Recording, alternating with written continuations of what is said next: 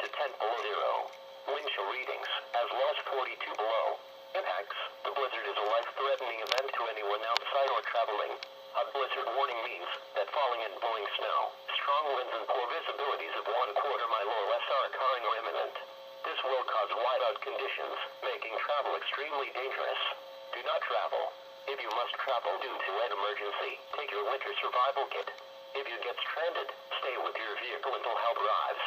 A wind chill warning means a combination of bitterly cold air and strong winds will create dangerously low wind chill values, resulting in frostbite, hypothermia, or even death, if precautions are not taken. If you must venture outdoors, dress appropriately in layers covering exposed skin.